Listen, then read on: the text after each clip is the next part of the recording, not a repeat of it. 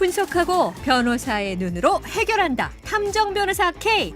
자, 그동안 이슈가 됐던 사건들 중에 흥미로운 사건을 하나 선택을 해서 자세하게 분석을 해보고 또 법적인 해결책도 찾아보는 시간입니다. 자, 우리와 함께할 탐정 변호사 K. 법률사무소 정심정행 강승주 변호사 오늘도 자리에 함께하고 계십니다. 안녕하세요. 네, 안녕하세요. 탐정 변호사 K 강승주 변호사입니다. 네, 변호사님. 오늘 어떤 사건 준비하셨나요? 네, 오늘은 지난 10월 부산시 금정구에서 발생한 아파트 추락 사망 사건에 대해서 한번 다뤄보겠습니다. 네, 이 아파트 추락 사망 사건, 이 뭔가 그 사연이 있을 법한 그런 사연 같은데요. 먼저 탐정의 눈으로 이 사건 한번 정리해 주시죠. 네, 이 사건은 지난 10월 12일 한 60대 남성이 1살과 3살 된 손자 2명과 함께 부산시 금정구의 한 아파트에서 추락한 사건입니다. 이 아파트 주민들이 당시 아파트 화단 근처에 쓰러져 있던 60대 남성과 손자들을 발견하고 곧바로 119 구조대를 불러서 병원으로 옮기도록 했는데요. 네. 정말 안타깝게도 결국에는 3명 모두 사망했습니다. 이 경찰은 이 60대 남성이 손자들과 함께 아파트 15층 옥상으로 올라가는 모습이 담긴 엘리베이터 CCTV를 확인했다고 하면서 아마도 이 60대 남성이 손자들과 함께 극단적인 선택을 한 것으로 보고 있습니다. 네, 정말 말씀만 네. 들어도 참 안타까운 그런 사건이에요. 근데 1살, 3살이라고 하셨는데 사실 1살이면 아직 제대로 걷지도 못하는 그렇죠. 그런 아기잖아요. 근데 왜 할아버지가 손자들과 함께 이런 극단적인 선택을 하게 된 걸까요? 네, 제가 이 사건을 조사해 보니 네. 아이들의 부모는 당시에 이혼 절차를 밟고 있었고요. 아이들의 양육권과 양육비를 두고 부부간에 적지 않은 갈등이 있었던 것으로 확인되었습니다. 네. 현재 우리나라 법원은 이 협의 이혼 절차에서 부부가 반드시 이혼 숙려 기간을 거치도록 하고 있는데요. 이 사건에서 아이들의 부모는 법원으로부터 이혼 숙려 기간 90일을 지정받고 각자 45일씩 아이들을 맡아서 돌보기로 했다고 합니다. 네. 그런데 아이들의 아버지가 아이들을 데려간 지 약 25일 만에 이런 정말 안타까운 사고가 벌어진 것이었습니다. 참 소식을 들으면 마음이 이렇게 턱하고 네. 막히는 그런 소식인데 당시 그 아이들의 부모님은 그러니까 협의 이혼 진행 중에 있었고 네. 또 아이들의 아버지가 그러니까 그 45일간 이렇게 나눠서 네. 맡아서 돌보던 그 중에 네. 할아버지가 손자들과 함께 이런 극단적인 선택을 하신 거군요.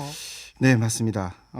아이들의 어머니 측은 이 사건이 발생한 후에 언론과의 인터뷰에서 아이들 양육권을 가지고 오려고 했는데 아이들 아빠 쪽에서 양육권은 양육비 때문에 줄 수 없다고 했다. 뭐 이렇게 말하면서 아이들의 어린이집 선생님이 할아버지와 이야기를 해봤는데 이 할아버지가 아이들을 돌볼 수 있는 상태가 아닌 것 같았다고 하더라. 뭐 이렇게도 말했는데요. 그렇다면 결국 이 60대 남성의 정신적인 건강 상태가 어떠했는지도 결국 이 사건의 조사에서 중요한 부분이 되어야 할 것 같습니다. 그렇군요. 참 비극적인 그런 사건인데 네. 이 할아버지가 자신의 아들과 며느리 이혼 때문에 좀 정신적으로 큰 충격을 받은 상태는 아니었는지 네. 그래서 그 충격 때문에 또 아이들 돌볼 수 없는 그런 상태는 아니었던지 이런 것도 좀 확인을 해봐야 될 것 같아요. 네, 맞습니다. 그리고 앞서 말씀드렸듯이 이 아이들의 부모가 당시에 협의 이혼 절차를 진행하고 있었고 양육권과 양육비를 둘러싼 갈등도 상당히 심했던 것으로 보이는데요. 네. 사실 이혼 절차 진행 중에는 정말 어떤 일이 발생할지 알 수 없는 경우가 너무 많고 양육권이나 양육비에 대한 갈등 때문에 이런 안타까운 사건이 발생하는 경우도 있어서 우리나라 법원은 사실 이런 사건을 미리 예방할 수도 있는 그런 절차들을 마련해 놓고 있습니다. 그래서 만약에 아이들의 어머니가 법적인 절차들을 제대로 이용하기만 했었다면 이런 불행한 일을 막을 수도 있지 않았을까 합니다. 말씀하신 것처럼 막을 수도 있지 않았을까 이 대목에서 참 더 안타까움을 느끼게 되는데 그럼 변호사님 이번에는 그 변호사의 눈으로 이 사건을 한번 좀 해결을 해주시죠. 네, 먼저 아이들의 부모가 진행하고 있었던 이 이혼 절차에 대해서 간단히 정리해 보면요. 사실 이혼은 크게 보았을 때 협의 이혼과 재판상 이혼으로 나누어지고 재판상 이혼은 다시 이혼 조정과 이혼 소송으로 나누어져 있습니다. 쉽게 말씀드리면 협의 이혼 절차는 말 그대로 부부가 협의해서 이혼하는 것이고요. 네. 재판상 이혼은 이런 부부 사이의 협의가 원만하게 이루어지지 못해서 법원의 조정 또는 소송으로 이혼하는 것입니다. 현재 우리나라 법원은 재판상 이혼, 즉 법원의 조정 또는 소송으로 이혼할 때는 네. 이혼 숙려 기간을 거치지 않아도 되도록 하고 있지만 협의 이혼 절차에서는 반드시 이혼 숙려 기간을 거치도록 하고 있는데요. 이 미성년자인 자녀가 있는 경우에는 3개월의 이혼 숙려 기간을 거쳐야만 되고 네. 미성년자인 자녀가 없는 경우에는 1개월의 이혼 숙려 기간을 거쳐야만 협의 이혼이 가능합니다. 네, 그러니까 오늘 그 말씀하신 이 사건에는 아이들이 그 1살, 3살 이렇게 미성년자 자녀가 2명이 있었으니까 네. 숙려 기간이 그 3개월 동안 있었죠. 그렇죠. 그러니까 3, 3은 9, 90일간의 그 이혼 숙려 기간을 네네. 거치도록 된 거고, 네. 이 아이들 아버지, 어머니가 각각 45일씩 절반을 이렇게 나눠서 애들을 네네. 양육하기로 했던 거군요. 네, 그렇죠.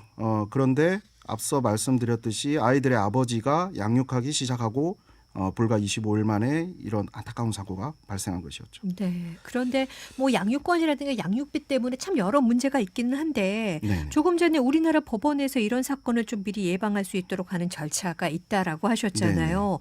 어떤 건가요? 네, 사실 부부가 협의 이혼을 진행하더라도 오늘 이 사건처럼 양육권이나 양육비에 대해서는 사실 합의가 잘 이루어지지 않는 경우가 정말 많이 있는데요. 네, 네.